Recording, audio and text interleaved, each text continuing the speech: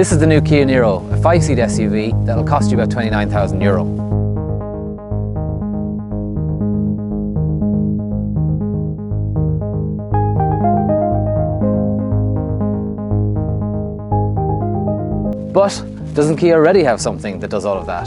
The Sportage has 5 seats, it's an SUV, and a diesel version costs about €28,000. What the Sportage doesn't have is one of these.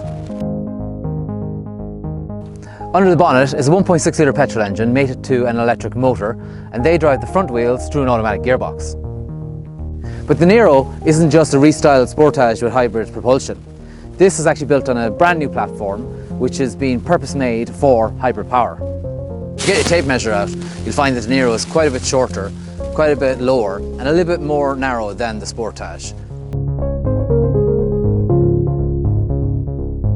The Kia Niro's wheelbase is actually a little bit longer than the Sportage's, which means there's decent legroom in the back here for passengers.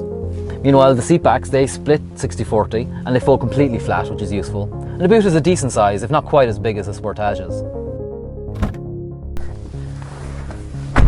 Up front, the cabin design is modern and well made, if not particularly daring to look at.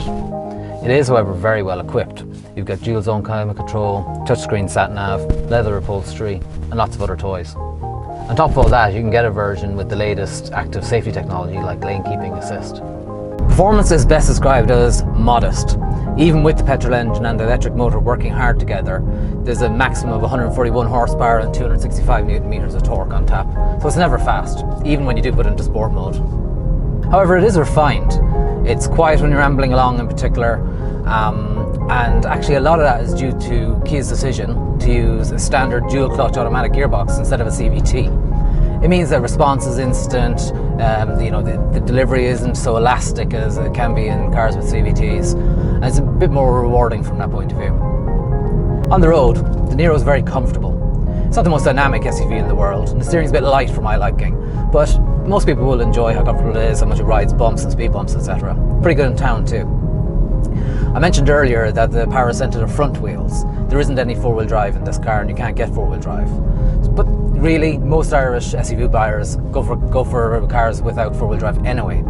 Two-wheel drive cars are usually more efficient, lower emissions, lower running cost. And that's why we're talking about a hybrid Kia SUV, let's face it. The Niro sits in band A2 for tax, so really low annual tax, and Kia quotes 74 miles per gallon on average. Now, not many people will get close to that, especially on the motorway, but overall, it's still a good bit better than a regular petrol car would be. So, will the Niro suit Irish buyers? Don't rule it out. There are plenty of motorists who've realised that diesel doesn't suit their needs, and yet petrol cars are still a bit too expensive to tax. That leaves a nice gap in the market for hybrid power. The Kia Niro, it's the newest player in the game.